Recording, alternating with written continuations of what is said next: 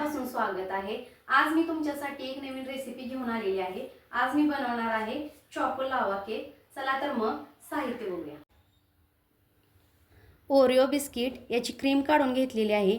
ही cream आपण नंतर वापरणार आहोत। 1 कप दूध, 20 रुपयाची डेअरी मिल्क कॅडबरी, अर्धा चमचा बेकिंग पावडर। ओरिओ बिस्किट आपण मिक्सरला बारीक करून घेऊया।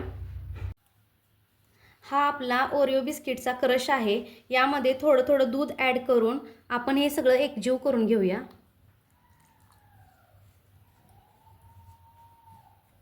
साधारण एवढ्यासाठी 1 कप दूध पुरेसं होतं। थोडं थोडं दूध मिक्स करायचं आहे।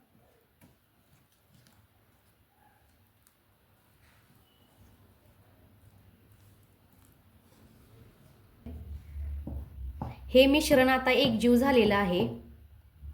यामध्ये अर्धा चमचा बेकिंग पावडर ॲड करूया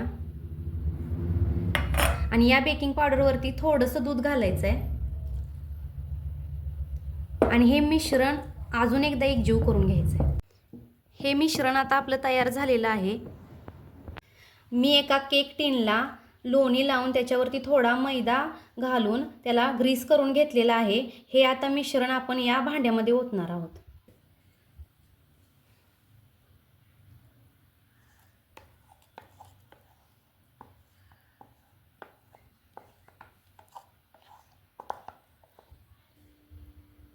हा चॉको लावा केक आहे। देन चॉकलेट तो बनता है।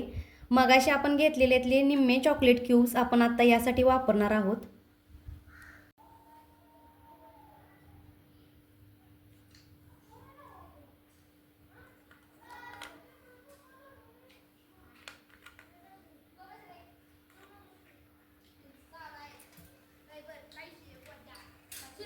ही कढई मी प्रीहीटिंगसाठी 10 मिनिटे ठेवली होती।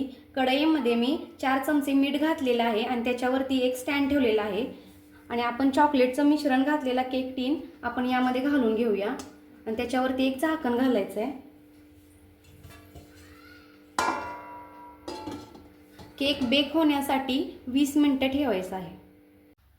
एका भांड्यामध्ये पाणी गरम करायला ठेवलेलं आहे। त्यामध्ये हा बाउल ठेवायचा आहे म्हणजे आपलं चॉकलेट मेल्ट होईल। 20 मिनिटे झालेली आहेत। आपला केक तयार झालेला आहे का ते आपण टूथपिकच्या साहाय्याने बघूया। बघा आता हे चिटकत नाहीये, केक तयार झालेला आहे। आता आपण केकला गार्निशिंग करून घेऊया। त्यासाठी आपण मेल्ट केलेले चॉकलेट आणि ड्रायफ्रूट्सचे काप वापरूया। केक आपला गार्निशिंग करून झालेला आहे। तुम्ही बघू शकता किती सुंदर झालेला आहे। आपण कट करून बघूया।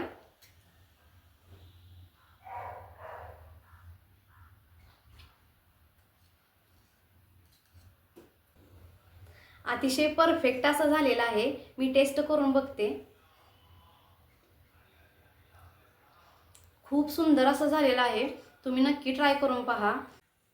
ही रेसिपी तुम्हाला कशी वाटली कमेंट बॉक्समध्ये मला सांगा आणि आमच्या ASK किचन क्यू चॅनेलला लाईक करा, शेअर करा आणि सबस्क्राईब करा।